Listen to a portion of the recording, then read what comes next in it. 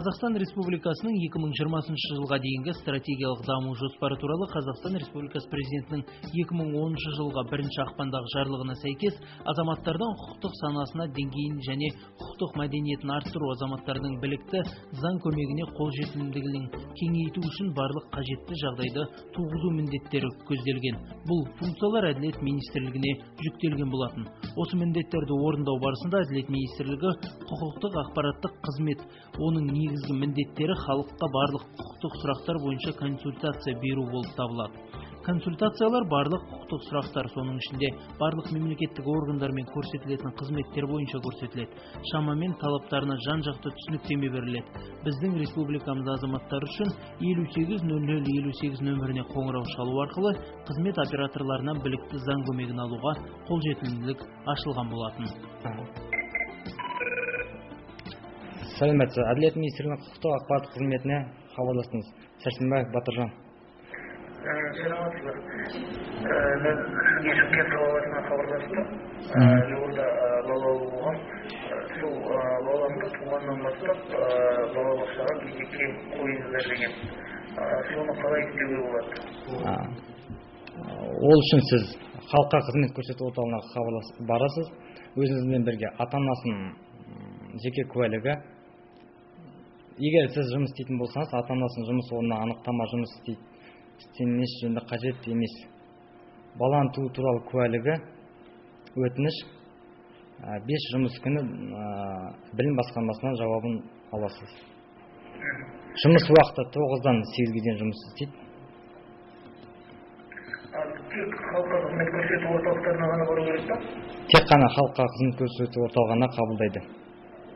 Ал қай кезде кезегі келетінін кімнен білесіз? Оны білім басқармасынан 5 жұмыс күні жауабын аласыздар. Құқықтық мәдениеттің жоғары болуы азаматтардың құқықтық бағдарлануын қамтамасыз етеді және кез келген заңдылық бұзушылықтарға, оның ішінде азаматтардың құқықтары мен бостандықтарының бұзылуына төзбеуін қалыптастырады. Бұл ең алдымен халықтың құқықтық санасын дамыту деңгейіне байланысты. Азаматтардың құқықтық санасының деңгейін арттыру үшін министрлік негізгі күш-жігерді қолданыстағы қызмет арқылы халық арасында құқықтық насихатты кеңейтуге бағыттады.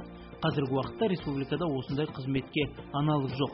Қызметтің басқа мемлекеттік органдардың іс жүзіндегі анықтамалық қызметтерінен айырмашылығы, олар өздерінің құзыретіне кіретін сұрақтар бойынша ғана консультация берсе, біздің қызмет барлық құқықтық сұрақтар бойынша тегін білікті заң көмегін көрсете алады. Бұл Әділет министрлігінің құқықтық ақпараттық қызметі негізінде 2009 жылы қаңтар айынан бастап құрылған. Әділет министрлігінің құзыретіне қарасты халыққа қызмет көрсету орталықтарының көрсетілетін қызметтеріне сәйкес кеңес берілді ол уақытта.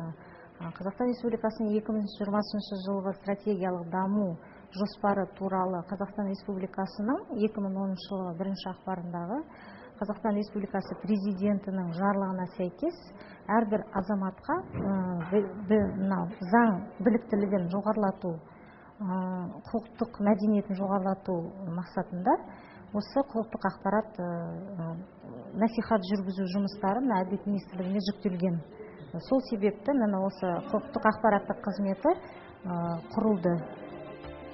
Тегін кеңес беру жүйесінде барлық мемлекеттік органдармен тығыз байланыстар орнатылған.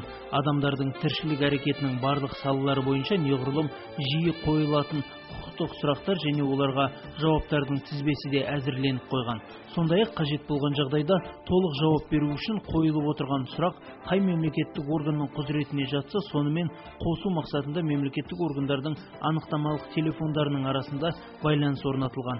Ол өз кезегінде әрбір мемлекеттік органда қызметпен өзара іс-қимыл жасау үшін жауапты тұлғаларды анықтауға да мүмкіндік берді. Осылайша азаматтардың сұрақтарына жауап беру үшін барлық жағдайлар қамтылған. Біздің қызметтің негізгі мақсаты әрбір азаматқа қоңырау шалу арқылы тегін құқықтық көмек көрсету. Ол кісілердің мәселесін шешу жөнінен жергілікті мемлекеттік органдармен бірігіп жұмыс жүргізу болып табылады. Қазіргі таңда әрбір азамат 580058 номері арқылы бізге телефонмен хабарласып, керекті кеңесін алуға мүмкіндіктері бар, жасалған. Біздің қызметтің басқа мемлекеттік органдардағы қызмет көрсетілетін айырмашылығы бізде барлық құқықтық сұрақтар бойынша кеңес бере аламыз. Бізде ол үшін барлық жағдай жасалынған. Мысалға алсақ, бізде мына заң деректер базасымен жұмыс жасаймыз. Интернет ресурстарымен ақпараттар алу арқылы нақты, білікті құқықтық кеңестер беру жұмыстары жүргізіледі бұл жерде. Қазақстан Республикасында енді сіз үшін Әділет министрлігінің құқықтық ақпараттық қызметі жұмыс істейді. Егер сізге тегін құқықтық көмек қажет болса, бізге хабарласыңыз. Біз сіздерге мемлекеттік органдардың уәкілеттіктері мен қызметтері барлық жұмыс түрлерін лицензиялау тәртібі туралы кеңес береміз және заңнама нормаларын түсіндіреміз. Қазақстанның кез келген облыс орталығынан бірыңғай телефон нөміріне тегін хабарласасыз. Құқықтық ақпараттық қызмет, біз көмектесуге дайынбыз. Қызметтің мамандары қолданыстағы заңнамадағы соңғы өзгерістерден әрқашан хабардар, әрі қызметкерлермен көрсетілетін тегін заң ақыл кеңестерінің сол өзгерістерді есепке ала отырылып жүргізіледі. Бізге көбіне барлық сапада түседі сұрақтар.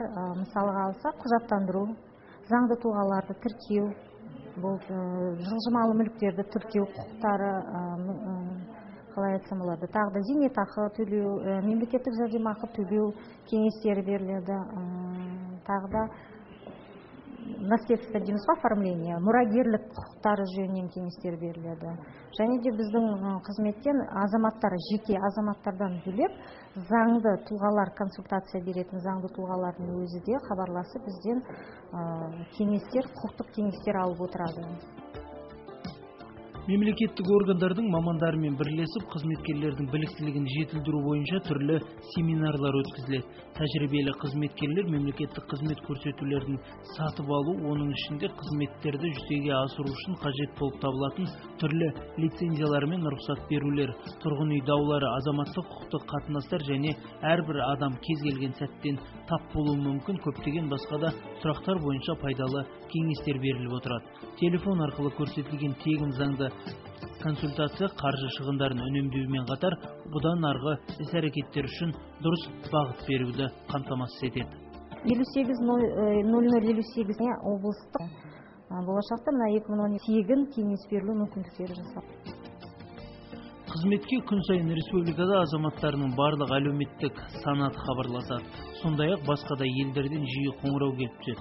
Білікті заңды көмекті тек азаматтарға емес, сонымен қатар ақылы заң консультациясын көрсететін дертте қосалғандағы түрлі заңды тұлғалар күн сайын қажет ететін статистика көрсетіп отыр.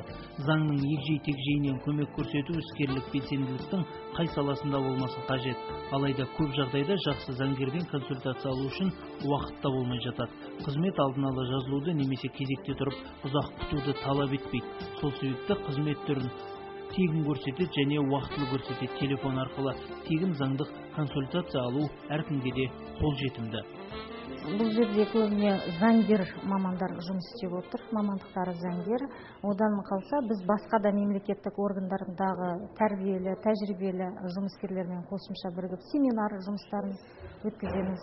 Өзіміз дайындық жасап, айтып отырмын, жаңа база заң несі бойынша жұмыс жасап отырамыз заңдармен. Республикалық құқықтық ақпарат орталығының заң деректер базасымен жұмыс жасаймыз. Жаңа айта кеттім, интернет бойынша ресурстар, ақпарат, құқықтық ақпараттар арқылы да беріп отырамыз. Ол жерде барлық заңдар қамтылған ба? Барлық заңдар қамтылған десе де болады. Ол база уақытылы жаңартылып отырады.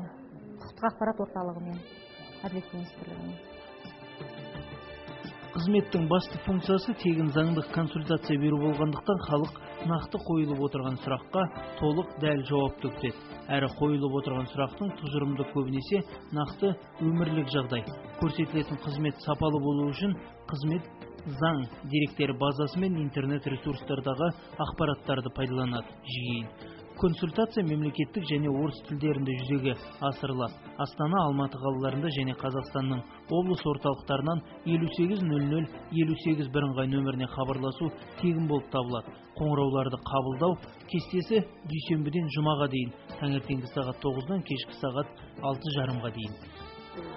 Біздің құқықтық ақпарат қызметі негізінде 2009 жылы қаңтар айында Әділет министрлігінің қол орталығы болып құрылған. болатын осы мына азаматтарға тегін кеңес беру жұмыстарын жүргізу мәселесінде. Ол уақытта біз тек мына Әділет министрлігінің құқықтық ақпараттық қызметі емес, құл орталығы болып құрылды дедім ғой. Ол уақытта Әділет министрлігінің құзыретіне қарасты халыққа қызмет көрсету орталықтарында көрсетілетін қызметтер бойынша кеңес беріп отырдық. Қазіргі таңда құқықтық ақпарат қызметі ол барлық құқықтық сұрақтар бойынша жауап береміз.